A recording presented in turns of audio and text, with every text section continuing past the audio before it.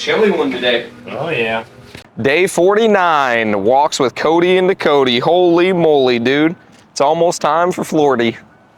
Kind of peaceful, like doing it in the morning, like before everything gets crazy and stuff.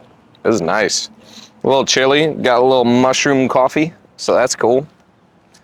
Derek says it makes him high. So that's exciting. Man, I don't even know what to talk about this morning, dude. I'm in like a peaceful mode. You think? So something that I realized myself was that I wait for somebody else to give me permission to live the life I want to live a lot of times. So funny that we do that. You probably do that too. Yeah. If you're watching this video. And Cody, we wait. We know what we need to do, but we want to wait until somebody says that it's okay, and I don't know why that is. And so a question that I thought of and that I asked myself in the sauna, and I'm sure I heard it in some book or self-development seminar or something like that, but coach yourself. Like, if you were your own coach, what would you tell yourself to do that would get you to the next level? And so I'm like, dang, that's interesting. And so a lot of coaches, you know, like even my coach, you know what they tell me to do? Do more. Just do more, do this, do that, do this, do this. And then I'm realizing if I was to coach myself, I would actually tell myself, slow down, take rest, force yourself to rest. And that's just because I know myself. I know that I do push myself very hard. I do go to pretty far extremes, and I don't feel like I actually take enough time to rest. So anytime that I'm sitting there and I am resting at, 9 o'clock at night, I'm still just like, shoot, could have done more today. Yeah. And then all I want to do is get up and start doing more. And then that's going to perpetuate into the next day where it feels like it starts taking it and then my energy's all gone. So I think about the life that I want to live and what would actually create that. What would the actions that would take that? One of those things is rest. The other thing is like, make time for your family. I don't make a lot of time for my family, but whenever I do, what's crazy, it's kind of like a slingshot. I pull back for a day or two, and then I actually perpetuate even further in the future because my purpose is greater. It's like higher. I have more energy. And so, yeah, let's turn around here.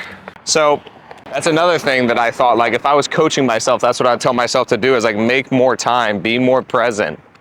Yeah, it's just interesting. A lot of the reasoning of why I think that has to do with our self-worth.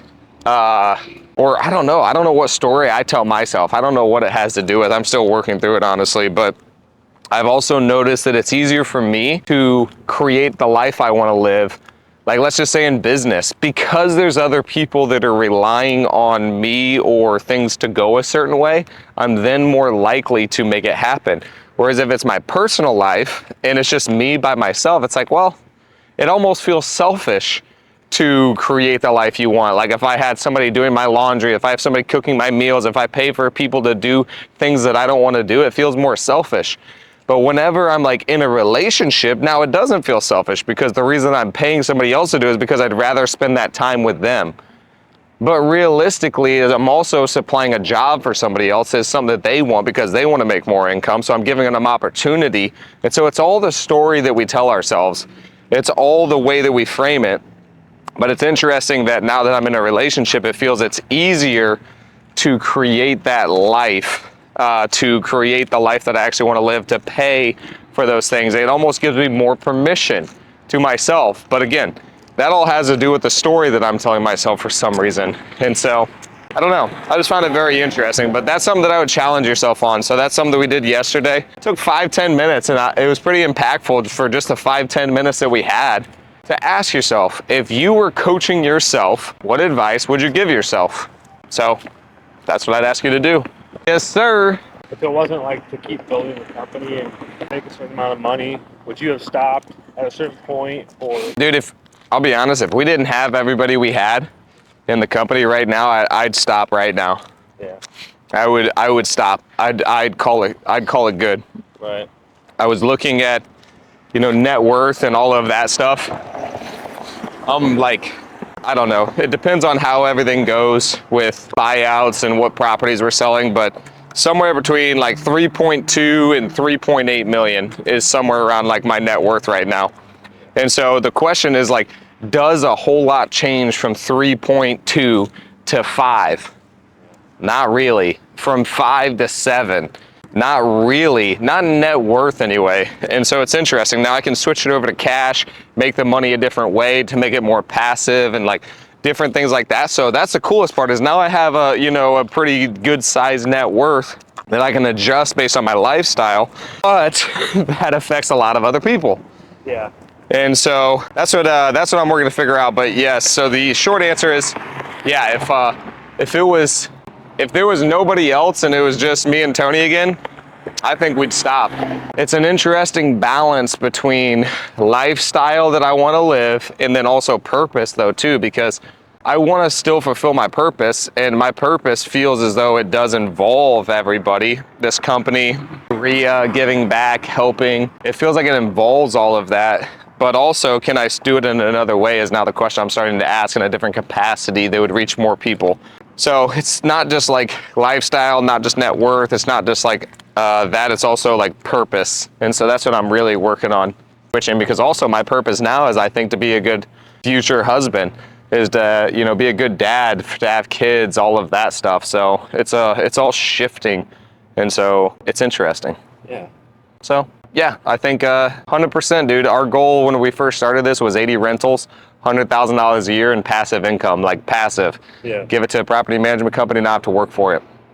Now, when I think about it, I'm like, dude, could sell off a couple properties, have $1 million, $2 million, let's just say cash liquid, have the other stuff for depreciation and long-term appreciation, all that stuff. But then I could lend that money and make $200,000 to $500,000 a year just lending money, Yeah. which is extremely passive. Yeah. And so I've thought about doing that too, but I don't know. I'm still deciding on what it is that I want to do. And So then it kind of, the company is kind of a weight in a way. It's interesting. I wouldn't consider it a weight. It's responsibility. Yeah. That's the word that I would use, is a responsibility. I would not consider it a weight though, because it's fulfilling. It gives me purpose. And then also, like, I mean, I'm really hoping I can train Ryan into becoming the COO to where I don't really need to be in the day-to-day. It's just when anything goes really sideways or he needs help or something like that. But the goal is for me to not have to make any day-to-day decisions.